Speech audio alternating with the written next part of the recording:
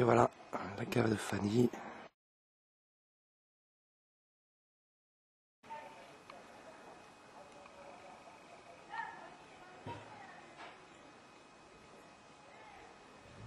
Avec vue sur la mer.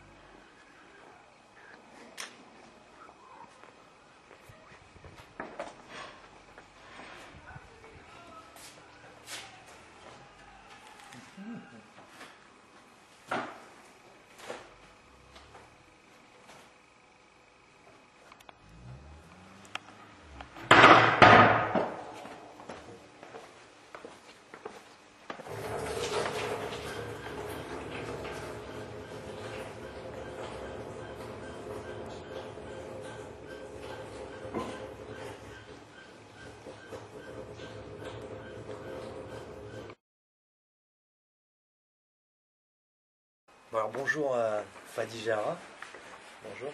Bon là on est à l'extérieur de ta cave à Rashkede, c'est un petit peu au nord de Batroun dans les montagnes. Toi à l'origine t'es médecin et ces 10 dernières années il y a eu, on est passé de 10 caves au Liban à peu près 30 caves, tu fais partie de cette vague-là. Et toi qu'est-ce qui t'a poussé à monter ta production de vin? Il y a plusieurs raisons. La raison la plus importante, c'est mon amour pour le vin de qualité. La deuxième raison, c'est d'être un peu dans la nature et de faire autre chose que la médecine, que d'être dans la ville, de monter dans la montagne et puis travailler un peu dans les vignes et puis faire du vin. Ok. Et en fait, quand on déguste tes vins, on trouve qu'il y a un certain équilibre, une bonne acidité, ils sont pas trop alcooleux, ils se démarquent suffisamment en fait, je suppose, du reste des vins libanais. Et par rapport à tout ça, en fait, tu as commencé à les caractériser comme vins de montagne. À quelle altitude on est et est-ce que tu les caractérises vins de montagne par opposition aux vins de plaine comme la plaine de la Bekaa?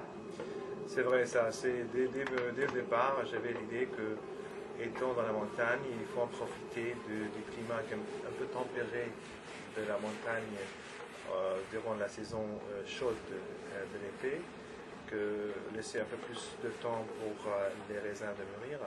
C'est la raison pour laquelle j'ai appelé ça vin de montagne, parce qu'on plante en fait à une altitude de 850 mètres. Ouais. Il y a le différentiel de température, il est là, mais il n'est pas très important. C'est-à-dire on a de la chaleur dans la journée, mais pas autant que dans la plaine. Et le soir, c'est un peu plus frais, mais pas autant que dans la plaine. Donc il y a un différentiel, mais le différentiel il est minime. Mais le plus important pour moi, d'après ce que je pense, c'est la maturité prend un peu plus de temps parce qu'on est en montagne. D'accord. Ok. Et du coup, tu as gagné une médaille il y a 2 ans, c'était le Commerce du Levant qui avait organisé un petit concours. C'était surtout des dégustateurs, plutôt des passionnés, des connaisseurs, pas vraiment des professionnels qui avaient fait ça. Donc en fait, je trouve que le concours est assez méritant parce que c'est assez représentatif du consommateur. Est-ce que ça a eu des retombées sur ta structure au niveau vente ou Oui, reconnaissance? Oui, tout à fait. Pour le point de vue de reconnaissance, ça, certainement, on est maintenant pris au sérieux, on va dire. Ouais.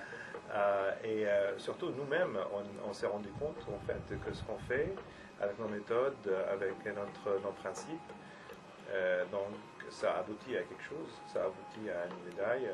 Pour moi, c'était une reconnaissance et une valorisation du produit qu'on fait. À point de vue changement d'attitude, changement de pratique, non, on continue toujours la même chose, mais en fait, on améliore de plus en plus nos produits et on fait attention que du moment où on est dans cette ligue-là, il faut y rester. Quoi. Parce qu'en fait, c'est le seul concours auquel tu es participé. Oui, c'est le seul concours parce qu'on est petite cave et puis on n'a pas beaucoup de personnel, on n'est pas très équipé pour aller dans les concours et tout ça. Ok. Bon, parfait. Et donc tes vins, ça va faire des curieux. Où est-ce qu'on peut les trouver? Ah, les trouver, c'est ça à le l'étranger, problème. au Liban? Au Liban, c'est à la cave ou par téléphone. On a un site sur le web, mais qui est en cours de construction. À l'étranger, il y a un négociant qui nous a acheté une grande quantité en Suisse. Et j'espère que ça va continuer. Mais en gros, on n'est pas encore bien sur le marché. Ça va venir. On vise en fait à être dans des restaurants et dans un ou deux magasins qui sont spécialistes des produits. Ok, nickel. Merci. Ben, merci beaucoup.